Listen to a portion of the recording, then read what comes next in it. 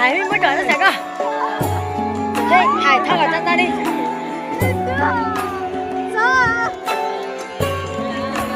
Alo, à, đúng rồi. Nhất định lấy sự cái ra.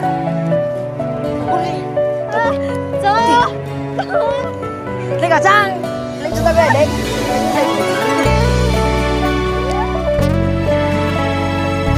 Gái đúng cái. Lấy gà.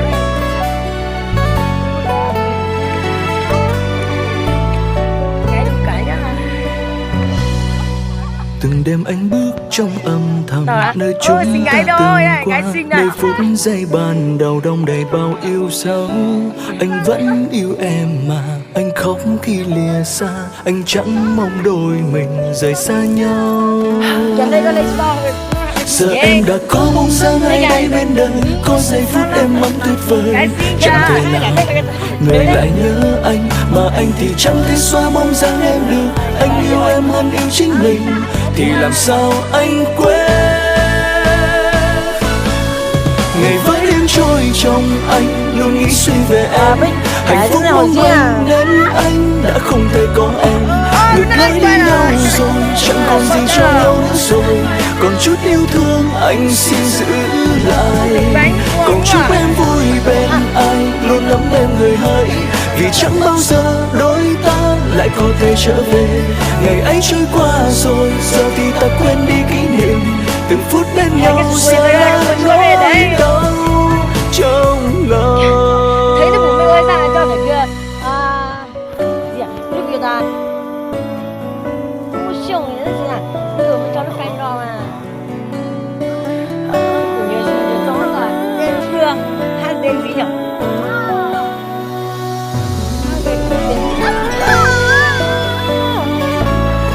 Người ta nó phụ đây là rất là lại. Cho xin nó là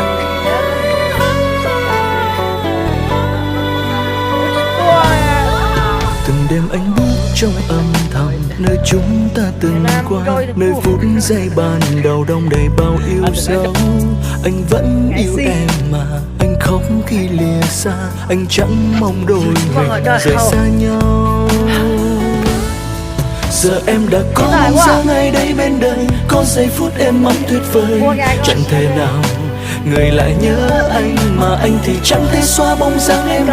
Anh yêu em hơn yêu chính mình, thì làm sao anh quên. Ngày với đêm trôi trong anh luôn nghĩ suy về em.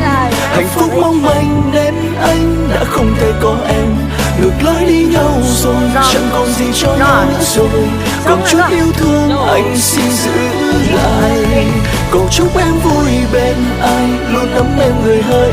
Vì chẳng bao giờ đôi ta lại có thể trở về. Ngày ấy trôi qua rồi, giờ thì ta quên đi kỷ niệm. Từng phút bên nhau giờ là nỗi đau.